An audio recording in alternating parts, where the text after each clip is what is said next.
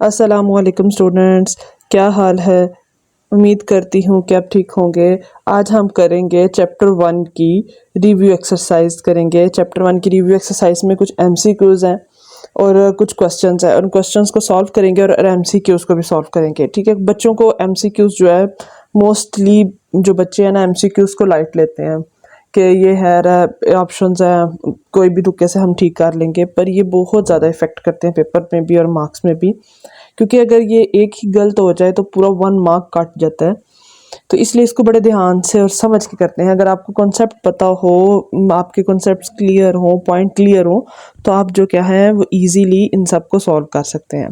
चलिए जी, शुरू करते हैं कि हमें क्या क्वेश्चंस क्या दिया हुआ है। Option 4 are given against each statement, क्या आपको स्टेटमेंट दी हुई है उसके अगेंस्ट उन्होंने 4 पार्ट्स दिए हुए हैं। अनसर्कल द करेक्ट ऑप्शन। ठीक है, अब देखिए क्वेश्चन पढ़ना बहुत ज़रूरी होता है। अब उन्होंने सिर्फ इधर क्या लिखा हुआ है, अनसर्कल। बाज़ दफ़ा जो हमें क्लियर इंस्ट्रक्शन दी होती है, जो क्वेश्चन में हमने सर्कल करना है या उसको टिक करना है या क्रॉस करना है, जो भी करना है वो क्वेश्चन में दिया हुआ है, आपको उसके अकॉर्डिंग करना होगा। एक ये भी मेथड होता है क्वेश्चन को ठीक करने का। ठीक है, अब जैसे मैं यहाँ पे टिक करूँगी, लगाया तो मेरा ऑप्शन ठीक है, पर उन्होंने हमें कहा हुआ है अनसर्कल करना, तो वो आपने उसको मस्ट अनसर्कल ही करना है। ठीक है, मतलब उसके गिर्द दायरा लगाना है, उसको हाईलाइट करना है। ठीक है, ये नहीं कि अब उन्हें टिक लगा देना है, तो वो एक रॉन्ग इंस्ट्रक्शन होगी, क्योंकि हमने इंस्ट्रक्शन के अकॉर्डिंग काम नहीं किया। ठीक है जी, फर्स्ट पार्ट क्या है, स्टेटमेंट पढ़ते हैं। स्क्वायर रूट 7 इज, अब क्या है, स्क्वायर रूट 7 क्या है, एक इंटीजर है, रैशनल नंबर है, इर्रेशनल नंबर है या नेचुरल नंबर है। हमें पता है स्क्वायर रूट जो है किसी भी जो है नंबर का जो परफेक्ट स्क्वायर नहीं होता, वो क्या होता है आपके पास, एक इर्रेशनल नंबर। पाई और ई अविल, ये हमें पता है, हमने एग्जाम्पल में पढ़ा है कि ये क्या है, एक इर्रेशनल नंबर है। देखिए मैं टिक कर रही हूँ जबकि ये गलत इंस्ट्रक्शन है। हमने इसको क्या करना है, ऐसे सर्कल करना है कि ये वाला पार्ट है और ये वाला पार्ट है। नेक्स्ट क्या है, if n is not a perfect square then square root n is, क्या कह रहे हैं कि जो n आपको दिया हुआ है वो परफेक्ट स्क्वायर नहीं है। परफेक्ट स्क्वायर का मतलब क्या है, जैसे जो 4 है वो 2 का स्क्वायर बनता है, तो अगर आपके पास अंडर रूट स्क्वायर अगर 5 है, 5 किसी का स्क्वायर नहीं बनता, मतलब किसी 2 टर्म्स को मैं मल्टीप्लाई करूँ तो आपके पास 5 नहीं आता। तो क्या है, 5 आपके पास एक परफेक्ट स्क्वायर नहीं है। तो अगर ये आपके पास हो, इस तरह हो, तो आप वो नंबर क्या होगा, वो आपके पास नंबर क्या होगा, एक इर्रेशनल नंबर होगा। इसी तरह square root 3 plus square root 5 is a whole number, integer, rational number और इर्रेशनल नंबर। ये भी 3 भी एक इर्रेशनल नंबर है और 5 भी एक इर्रेशनल नंबर है। दो इर्रेशनल को प्लस करते हैं या माइनस करते हैं तब भी आपके पास एक इर्रेशनल नंबर आता है। नेक्स्ट एक प्रॉपर्टी है, वो देखते हैं, वो क्या है। For all x belongs to r, x is equals to x is called. क्या कह रहे हैं कि आपके ये कंडीशन दी हुई है, x is equals to x। For all x belongs to r, अब वो क्या कह रहे हैं, आपके पास आपने कोई भी x लेना है रियल नंबर से, तो वो अपने बराबर है। तो हर नंबर जो है वो खुद के बराबर होता है, किसी दूसरे के बराबर नहीं होता। जैसे 1 1 के बराबर होगा, 2 2 के बराबर होगा, 3 3 के बराबर होगा, 4 4 के बराबर होगा। ठीक है, इस तरह की प्रॉपर्टी को क्या कहते हैं, रिफ्लेक्सिव प्रॉपर्टी। अब रिफ्लेक्सिव प्रॉपर्टी का मतलब रिफ्लेक्सिव नाम से शो हो जाता है कि अपना आप, जैसे हमें इंग्लिश में पढ़ते हैं रिफ्लेक्सिव प्रोनाउन, रिफ्लेक्सिव प्रोवर्ब होते हैं। इसका मतलब क्या होता है, इसलिए ये कौन सी प्रॉपर्टी होगी, रिफ्लेक्सिव प्रॉपर्टी। नेक्स्ट क्या है, let A B C belongs to R, then a is greater than b and b is greater than c. This implies that a is greater than c. This property is called transitive property. हाँ जी, अब ये property transitive property कैसे देखें, a b से बड़ा है, b c से बड़ा है, तो इधर से एक ट्रांजिशन हुई है, एक चीज चेंज आई है, क्या आया है कि a c से बड़ा होगा। तो ये कौन सी प्रॉपर्टी है, ट्रांजिटिव प्रॉपर्टी। नेक्स्ट चलते हैं, नेक्स्ट पार्ट क्या है, 2 की पावर x मल्टीप्लाई बाय 8 की power x, this is equal to 64, then x हमने फाइंड करना है। क्या कह रहे हैं, नेक्स्ट पार्ट क्या है, 2 की पावर x मल्टीप्लाई बाय 8 की power x, this is equals to 64, then x find करना है। अब x क्या है आपके पास, इसको पेपर पे सॉल्व करके देते क्योंकि वैसे तो रीना समझ आ रही जल्दी से। 2 की पावर x मल्टीप्लाई बाय 8 की power x, this is equals to 64। 8 की पावर x, अब इसको भी हम 8 पावर में चेंज कर लेंगे तो ये 2 की power 3 x, this is equals to 64। अब 64 को भी अब चेंज कर लेंगे पावर में। 64 की भी क्या भी एलसीएम लेंगे, 2 2 3 are 6, 2 2 are 4, 2 1 are 2, 2 6 are 12, 2 8 are 12, 16, 2 4 are 8, 2 2 are 4 और 2 1 आर 2, 1 2 3 4 5 6 x 2 की पावर 6। तो यहाँ से क्या हो जाता है, बेस सेम हो तो पावर्स ऐड हो जाती हैं। यहाँ से यहाँ पे बेस सेम है तो पावर्स भी क्या होंगी, same. x plus 3x, this is equals to 6। ये क्या हो जाएगा, 4x is equals to 6। Next क्या हो जाता है, x is equals to 6 divided by 4, तो x इज इक्वल्स टू ये 2 3 आर 6 और 2 3 डिवाइडेड बाय 2। ये आपके पास हो गया आंसर, जो कि है आपके पास पार्ट 1। ठीक है, पार्ट 1। आगे नेक्स्ट पार्ट है, नेक्स्ट स्टेटमेंट क्या है, let A B belongs to R, then A is equals to B and B is equals to A, this property is called. क्या कह रहे हैं कि ए बी के इक्वल है और बी ए के इक्वल है, कि दो नंबर हैं वो इक्वल है, तो इस प्रॉपर्टी को आपको आप क्या बोलते हैं, this property is called symmetric. ठीक है, अगर आपने डिटेल में ये प्रॉपर्टीज वगैरह जो है वो देखनी है तो मैं क्या करूँगी, मैं आई बटन पर जो है वो वीडियो अटैच कर दूंगी, तो आप क्या करेंगे वहाँ से इन सारी प्रॉपर्टीज़ की जो डिटेल है वो देख लेंगे। ठीक है, सिमेट्रिक प्रॉपर्टी कौन सी है, रिफ्लेक्सिव कौन सी है, ट्रांजिटिव कौन सी है, एडिटिव किस तरह की है, सारी डिटेल में समझ आ जाएगी। सिमेट्री का मतलब, अब मैं यहाँ पे आपको सिमेट्री समझा देती हूँ कि लेफ्ट हैंड साइड और राइट हैंड साइड इक्वल हैं तो इसको बोलते हैं सिमेट्री। अगर ए इक्वल नहीं है बी के तो वो सिमेट्री नहीं होता, इक्वल अप्रॉक्सीमेटली इक्वल कह सकते हैं, जिस तरह ये आता है सिमेट्री में। ठीक है, नेक्स्ट पार्ट क्या है, √75 plus √27, this is equals to. अब यहाँ पे भी आप इसका एलसीएम लेंगे, आप कैलकुलेटर से सॉल्व करेंगे तो आपको पॉइंट्स में आंसर आएगा, जो कि क्या हो जाएगा, ठीक नहीं है, हमें उन्होंने पॉइंट्स में नहीं अंडर रूट में दिया हुआ है, तो इसके लिए आपको बेसिकली क्या करना पड़ेगा, 75 का भी जो है वो एलसीएम निकालना पड़ेगा और 27 का भी एलसीएम निकालना पड़ेगा। चलें जी, हम जो हमारे पास एक रफ शीट है उसके ऊपर हम सॉल्व करते हैं और आंसर्स निकालते हैं। क्या दिया हुआ है, √75 प्लस √27। ठीक है, चलें जी 75 का स्टार्ट करते हैं। ये जाएगा 2, 5 के टेबल पे देख लेते हैं पहले। 5 1 जा 5, 5 5 जा 25, 5 5 जा 5 3 जा 15 और 3 1 जा 3। ये हो गया। अब यहाँ पे क्या आ जाता है, 5 √3। नेक्स्ट 3 को 27 को देखते हैं। 3 9 जा, 3 3 जा और 3 1 जा। ये हो जाता है आपके पास 3 × √3। √3 कॉमन आ गया, पीछे रह जाता है 5 प्लस 3। 5 प्लस 3 आपके पास क्या आता है, 9। 9 × √3। अब यहाँ पे देखते हैं हमारे पास किस पार्ट में दिया हुआ है, ये है सेकंड, तो ये हो गया 9 √3 आपका आंसर। नेक्स्ट है product of 3 plus √3 into 3 minus √5, this is equals to prime number, odd number, irrational number, rational number.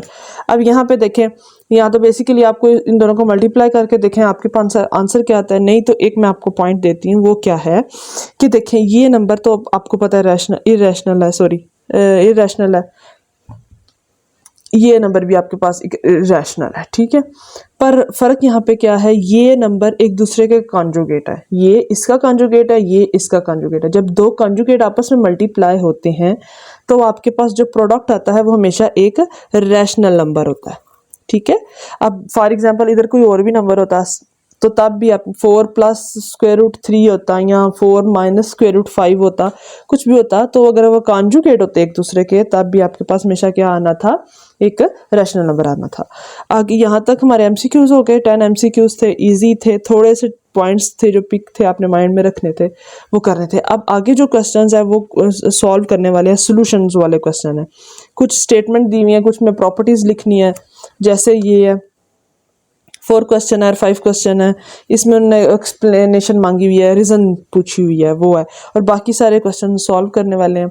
अब इनको चल के देखते हैं, सॉल्व करना शुरू करते हैं, ठीक है। 1 बाय 1 क्वेश्चन 2 पहले करते हैं, क्वेश्चन 3 और ऑनवर्ड सारे। तो क्वेश्चन नंबर 2 की स्टेटमेंट पढ़ते हैं। क्वेश्चन नंबर 2 क्या है, if a is equals to 3 divided by 2, b is equals to 5 divided by 3 and c is equals to 7 divided by 5, then verify this.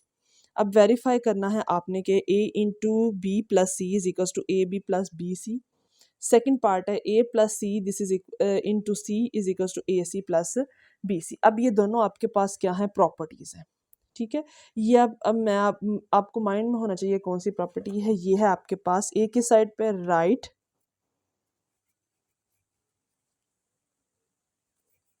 Distributive property of, ये क्या हो रहा है, ए मल्टीप्लायर है, मल्टीप्लिकेशन, हाँ जी, और अंदर साइन कौन सा है, ओवर एडिशन, ठीक है।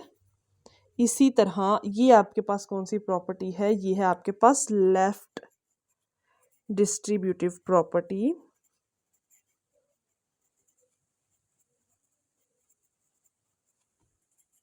ऑफ मल्टीप्लिकेशन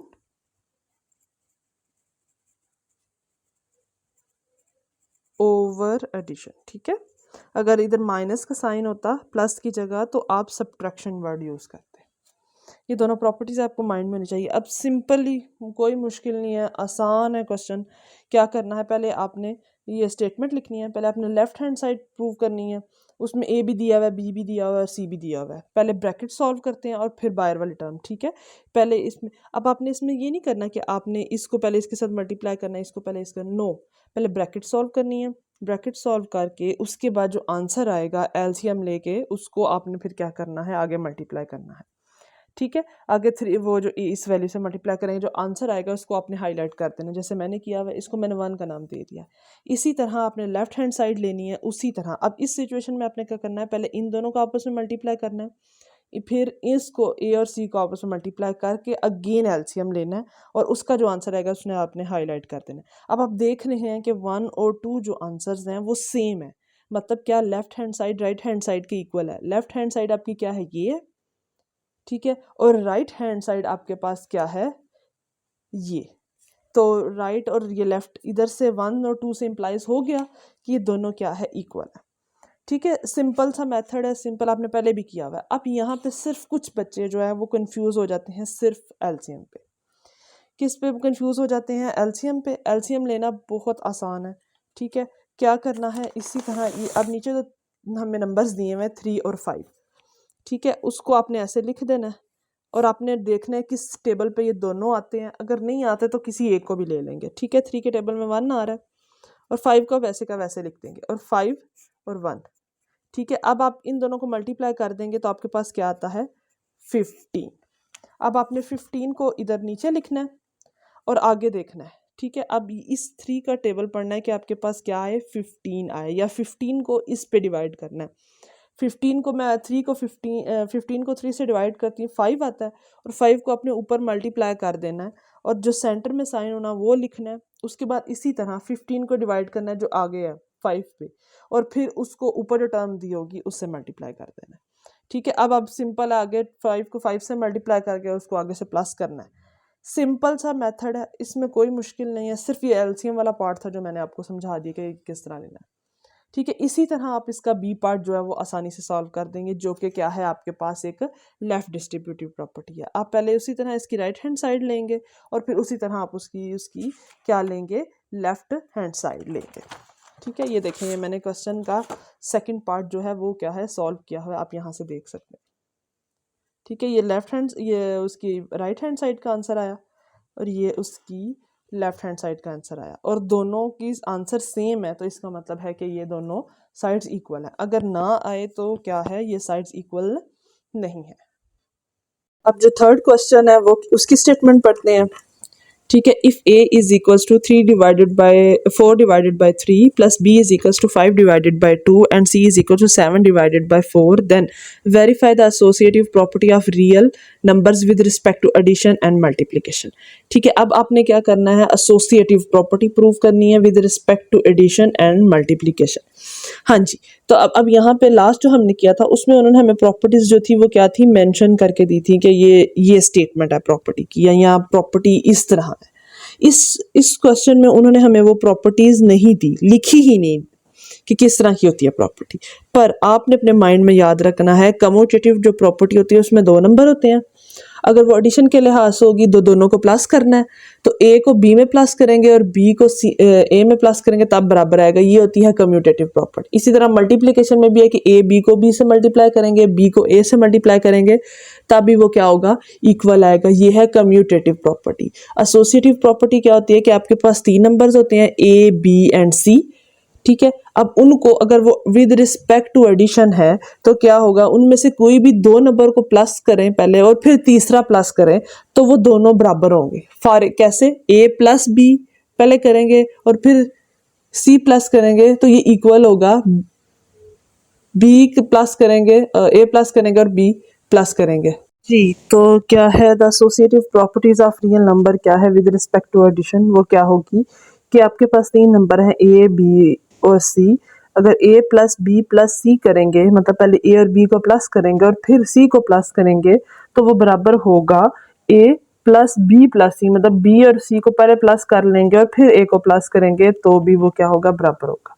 ठीक है, ये सिंपल। उसी तरह लेफ्ट हैंड साइड लेनी है, राइट हैंड साइड लेनी है, उनके आंसर्स हैं और उनको प्लस एलसीएम लेंगे और सॉल्व करेंगे तो आंसर इक्वल आएंगे। तो आप यहाँ से देख सकते हैं, फर्स्ट लेफ्ट हैंड साइड का आंसर ये है और राइट हैंड साइड का आंसर ये है कि दोनों बराबर हैं, तो वो क्या होगा, तो यहाँ से क्या हो जाता है, ये स्टेटमेंट ट्रू हो जाती है कि ये लेफ्ट हैंड साइड और राइट हैंड साइड क्या है, इक्वल हैं।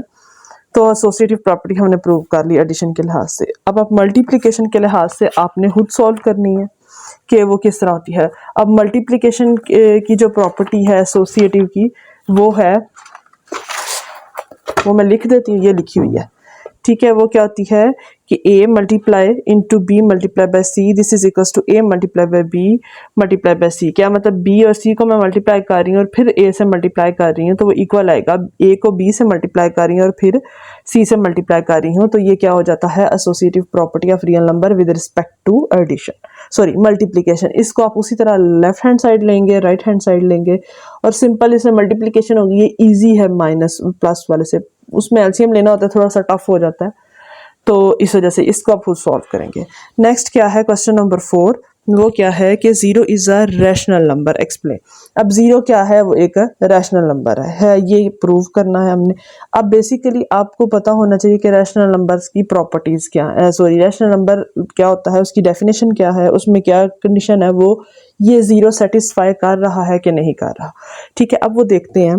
जबकि 0 क्या है, yes 0 is a rational number. अब पहले हमें पता होना चाहिए कि रैशनल नंबर क्या होता है। रैशनल नंबर क्या होता है, are those numbers which can be written in p by q form whereas p and q belongs to or and q is not equals to 0।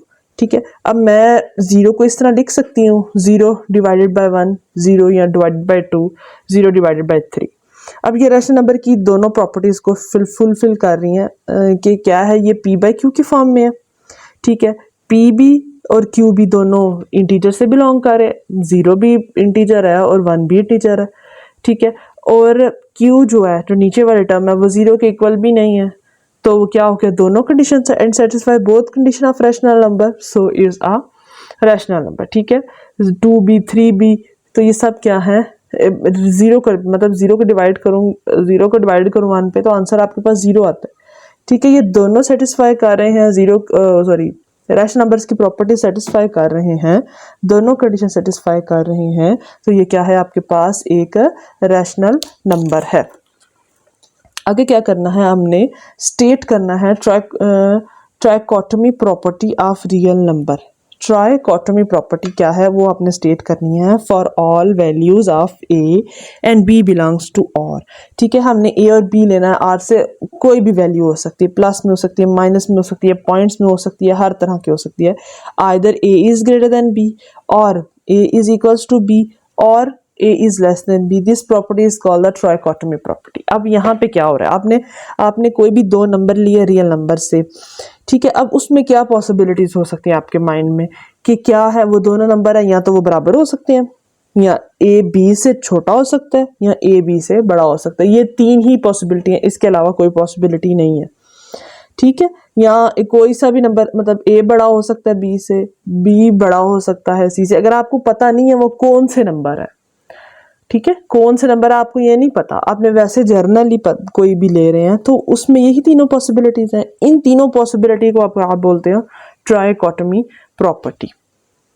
Next क्या है, 6 क्वेश्चन है, वो क्या कह रहे हैं, find the rational number between 4 and 5।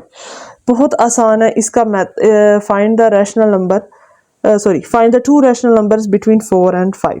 ठीक है, अब वो क्या, आपने 4 और 5 के दरमियान 2 रैशनल नंबर्स फाइंड करने हैं। बहुत आसान तरीका है, कोई मुश्किल नहीं है, सिर्फ मैं आपको पॉइंट बताती हूँ, आपने याद रखने। एवरेज ऑफ 4 and 5 क्या करना है, आपने एवरेज निकालना। एवरेज निकालने का तरीका क्या होता है, वो दो नंबर जिनकी एवरेज निकालनी है उनको प्लस करते हैं, 2 से डिवाइड कर देते हैं। सिंपल, फर्स्ट नंबर आपके पास आ गया 9 डिवाइडेड बाई 2। अब आपने क्या निकालना है, अगेन एवरेज निकालना है, 9 डिवाइडेड बाई 2 और 5 का निकालना है। ठीक है, 5 का निकाल ले, 4 और 9 डिवाइडेड बाई का निकाल ले, तब भी आप क्या आएगा वो भी आएगा। क्या करेंगे, इसकी एवरेज निकालनी है, अगेन 9 डिवाइड बाई 2 और 5 को प्लस करेंगे और 2 से डिवाइड कर देंगे। सिंपल, वही मैंने किया, इनको प्लस किया और डिवाइड किया, तो वो आपके पास क्या आएगा, 19 डिवाइडेड बाई 4। तो आपके पास एक रैशनल नंबर ये है और एक रैशनल नंबर ये है। इसी तरह आपको कोई भी नंबर दिए हो तो आप रैशनल नंबर निकाल सकते हैं। आपको दिया और 10 और 12, अब 10 और 12 का एलसीएम लेंगे, एवरेज लेंगे, मतलब 10 और 12 को प्लस करेंगे, 2 से डिवाइड करेंगे, जो आंसर आएगा उसको अगेन 5 से एलसीएम ले लें या 4 से एलसीएम ले लें, तो फिर आपके पास एक और नंबर आएगा। तो वो दोनों आपके पास क्या है, वो दोनों आपके पास क्या है, रैशनल नंबर है। आगे है जी सिंप्लीफाई करने का, क्वेश्चन नंबर 7 जो है, सिंप्लीफाई क्या करना है वो देखें। सिंप्लीफाई द फॉलोइंग, स्क्वायर, इसको अब इसमें सिचुएशन में हम स्क्वायर रूट नहीं बोल सकेंगे, इसको हम बोलते हैं 5th रूट। पावर 5th है ना पावर हो तो हम उसको 2 बोलते हैं, पावर यहाँ पे 5 है तो इसको बोलते हैं 5th रूट। 5th रूट है, अब उसको क्या करना है, x की पावर 15, y की पावर 35 डिवाइडेड बाई z की पावर 20। 5th रूट है तो 5th रूट क्या होगा, 1/5 x की। अब पावर हमें पता है, हमने रेडिकल की प्रॉपर्टीज पढ़ी हुई हैं, वो प्रॉपर्टीज जो हैं क्या हैं वो मैं आई बटन पर अटैच कर लूँगी, आप आसानी से वहाँ से देख सकते हैं। ठीक है, वीडियो भी हैं, कुछ शॉर्ट्स भी हैं, वो आप आसानी से वहाँ देखेंगे तो आपको इजीली समझ आ जाएगा। अब रेडिकल है, ये प्रॉपर्टीज इस पे भी हो जाएगा, ये इसकी पावर भी हो जाएगी, इसकी पावर भी हो जाएगी। अब सिंपल सी मल्टीप्लिकेशन है, डिवीजन है, डिवाइड करना है, तो वो करके आपके पास आ जाता है x की पावर 3, y की पावर 7 और z की पावर 4। सिंपल सा ये पार्ट। नेक्स्ट पार्ट है, 2 पार्ट है, वो क्या कह रहे हैं, 27 की होल पावर 2 की पावर x, और ये कौन सा रूट है, 3 पावर है तो 3 रूट ऑफ 27 की पावर 2x। अब 27 को आप लिख सकते हैं 3 की पावर 3, कैसे, इस स्पेस पे ये 3 की पावर 3 स्क्वायर 2x और root 3, this is equal to, अब 3 की पावर 2x हो, 3 को मल्टीप्लाई करेंगे 2 से तो 6x हो जाएगा, और 3 की पावर 6x होल की पावर 1/3, और ये क्या हो जाएगा, 3 की पावर 2x। सिंपल सा, ये 3 1 जा 3, 3 2 जा 6 और 3 की पावर 2x, ये यहाँ पे सॉल्व हो जाता है। अब देखते हैं जी नेक्स्ट पार्ट क्या है, यहाँ नेक्स्ट क्वेश्चन क्या है, नेक्स्ट पार्ट है वो है 6 इंटू 3 की power n plus 2 divided by 3 की पावर n प्लस 1 माइनस 3 की पावर n। ठीक है, अब यहाँ पे देखा जाए तो आपके पास नीचे से कॉमन आ सकता है 3 की पावर n। अब हमने इस वाली पोर्शन को भी 3 की पावर n बनाना है। उसके लिए सिंपल क्या करेंगे, 3 की पावर n डॉट 3, ठीक है, वो ले लेंगे। अब यहाँ से भी हमने वही किया है, 3 की पावर n इंटू 3 की पावर 2। पता है बेस सेम हो तो पावर्स ऐड हो जाती हैं, अगर पावर्स है तो वो इस तरह मल्टीप्लिकेशन में लिखा जा सकता है। ऊपर से भी 3n कॉमन आ जाएगा, नीचे से भी 3n कॉमन आ जाएगा, तो पीछे क्या रह जाएगा 6 और 3 की पावर 2 इंटू 3n। यहाँ पे माइनस है, ऊपर मल्टीप्लाई हो रहा है, ठीक है, ये कैंसिल हो जाएंगे तो पीछे रह जाएगा ये 3 माइनस 1 करेंगे तो 2, 6 मल्टीप्लाई बाई 3 स्क्वायर, 3 स्क्वायर 9 होता है। ये सिंपल ऊपर 54 और डिवाइडेड बाय 4 और 54 डिवाइडेड बाय 2 और इसको डिवाइड करेंगे तो आपके पास आंसर क्या आता है 27। अब नेक्स्ट क्या है, नेक्स्ट है क्वेश्चन नंबर 8, स्टेटमेंट वाला क्वेश्चन है। थोड़ा सा डिफरेंट तो नहीं है, इस तरह क्वेश्चन हमने किया हुआ है 1.3 में। Find the sum of 3 consecutive odd is 51। उसमें क्या था, सम ऑफ कंसेक्टिव इंटीजर्स था सिंपल, इसमें ऑड है, ठीक है। अब यहाँ पे आपने सिर्फ एक पॉइंट है जो डिफरेंस है, वो क्या है, आपने ऑड लेना है। ऑड नंबर आपके पास कैसे आते हैं, अगर मैं ऑड 1 ले रही हूँ तो नेक्स्ट ऑड नंबर क्या होगा, उसमें मैं 1 प्लस नहीं करूंगी, 2 प्लस करूंगी तो आपके पास है। अगर 1 में मैंने लिया एक ऑड नंबर तो नेक्स्ट ऑड नंबर 3 है, मैं 1 में 2 प्लस करूंगी तो आपके पास 3 आएगा। इसी तरह 3 से मैंने अगला ऑड नंबर लेना है 5, तो मैं उसमें क्या फिर अगेन 3 में 2 प्लस करूंगी तो आपके पास 5 आएगा। इसी तरह मैं लेट कर लेती हूँ x, मेरे पास एक इंटीजर है। कंसेक्टिव का मतलब होता है कि तरतीब से, इसलिए हम क्या करूंगी x प्लस 2 करूंगी उससे नेक्स्ट वाले इंटीजर के लिए, और उससे नेक्स्ट वाले के लिए x में 4 प्लस करूंगी, तो ये कंसेक्टिव इंटीजर्स आ जाएंगे। और बाय कंडीशन है कि उन तीनों का सम क्या हो जाता है आपके पास 51 है। और उसी तरह सिंपल सा आप इस सिंप्लीफिकेशन करेंगे, x 3 टाइम्स 3x हो जाएगा, बाकी जो कांस्टेंट्स हैं वो प्लस हो जाएंगे, 3x इधर रखेंगे, बाकी सारी टर्म्स जो हैं जो प्लस माइनस है उस साइड पे कर लेंगे 6 और उसको प्लस माइनस करके x की वैल्यू आपके पास क्या आ जाती है 15। ये तो x की वैल्यू हो जाएगी, बाकी दो इंटीजर्स भी तो चाहिए।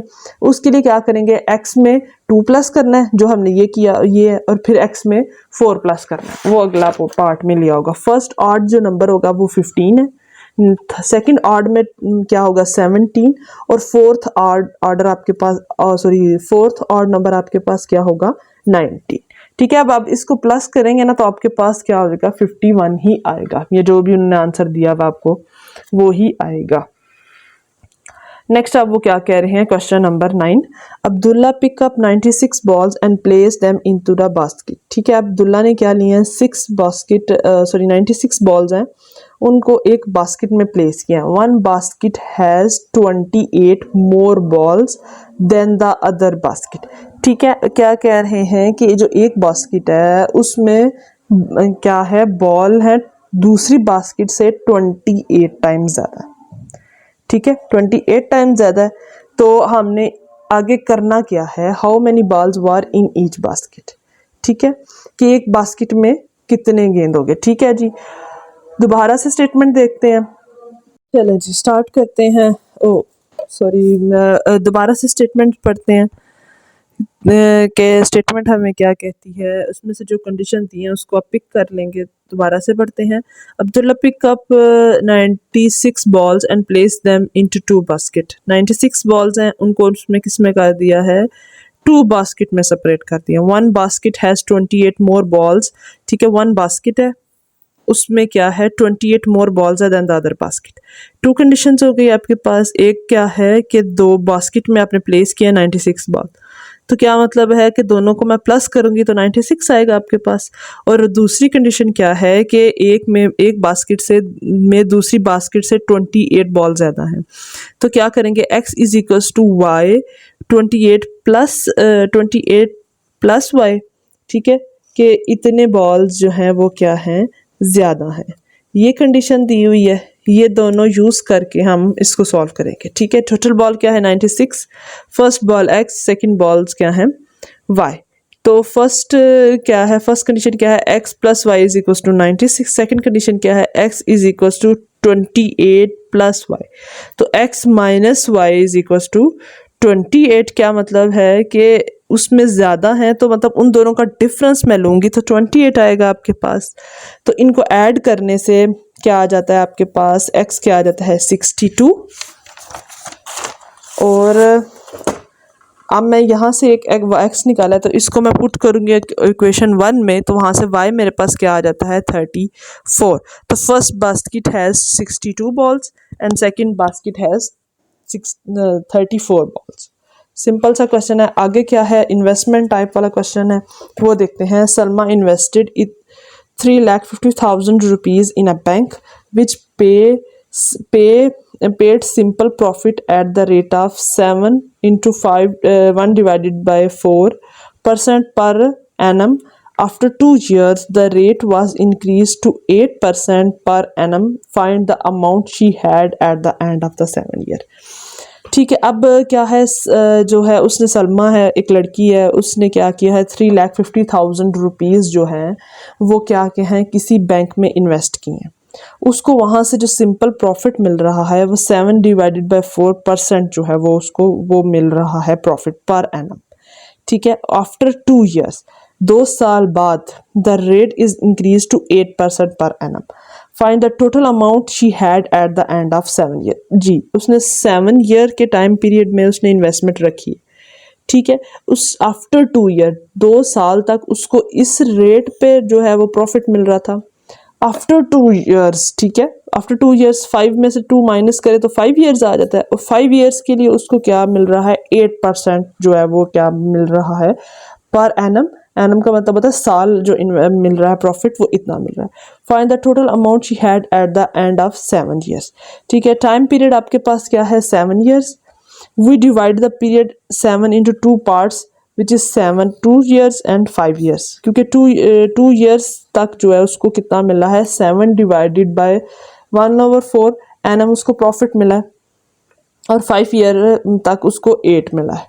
ठीक है, finding profit for 2 years। Profit निकालने का फार्मूला कहता है प्रिंसिपल अमाउंट और जो रेट होता है और जितना टाइम होता है उससे आप तीनों को मल्टीप्लाई करते हैं तो आपके पास आ जाता है प्रॉफिट। टाइम क्या है फर्स्ट 2 years के लिए, टाइम पीरियड है t 2 years। प्रॉफिट क्या होगा p आपके पास 3,50,000 टाइम पीरियड 2 हो गया, और रेट आपके पास 7 into 1 डिवाइड बाई 4। इसको आप सिंप्लीफाई करते हैं तो आपके पास आता है 7.25% है, और परसेंट को आप कर लेते हैं 1/100। अब इसको मैंने इसे मल्टीप्लाई करके आपके पास आंसर क्या आ जाता है 50,750 रुपीज़। ये हो गया 2 year के लिए प्रॉफिट। आगे नेक्स्ट 5 years के लिए जो प्रॉफिट है वो क्या है आपके पास, प्रिंसिपल अमाउंट वही रहेगी, रेट आपके पास 10% है, टाइम पीरियड आपके पास 5% है। हमें फार्मूला पता है कि प्रिंसिपल अमाउंट को टाइम पीरियड और रेट को आपस में मल्टीप्लाई करते हैं तो आपके पास प्रॉफिट आता है। सिंपल वैसे ही किया है तो आपके पास ये प्रॉफिट आ गया। Finding total profit. Total profit आपके पास क्या है, जो 2 years वाला प्रॉफिट है उसको और जो 5 years वाला प्रॉफिट है मैंने उनको प्लस कर दिया, वो टोटल प्रॉफिट आपके पास ये आ गया। और find the total amount. Total amount क्या होगा, उसने 3,50,000 इन्वेस्ट किया और उसका प्रॉफिट भी तो है साथ, तो उसके पास टोटल कितनी है 5,40,750 रुपीज़। मतलब वो आफ्टर इन्वेस्टमेंट आफ्टर 7 years उसके पास इतनी अमाउंट होगी। जो प्रिंसिपल अमाउंट है जो उसने इन्वेस्ट की थी वो, फिर उसके बाद उसका प्रॉफिट मिला के सारा कुछ उसके पास कितनी बन जाती है 5,40,075 रुपीज़। इतना यही लास्ट क्वेश्चन था, इतना ही था। रिव्यू एक्सरसाइज यहाँ पे कंप्लीट हो गया है। उम्मीद करती हूँ कि आपको मैंने पूरी कोशिश की है कि जो जितनी भी डिफ़िकल्टीज़ हैं या जो पार्ट है जो मुश्किल है वो क्लियर हो जाए। अगर फिर भी कोई कन्फ्यूजन है तो आप कमेंट सेक्शन में क्वेश्चन कर सकते हैं, मैं उसका आंसर करने की पूरी कोशिश करूँगी। और okay, please like share and subscribe my channel. Okay, अल्लाह हाफिज़।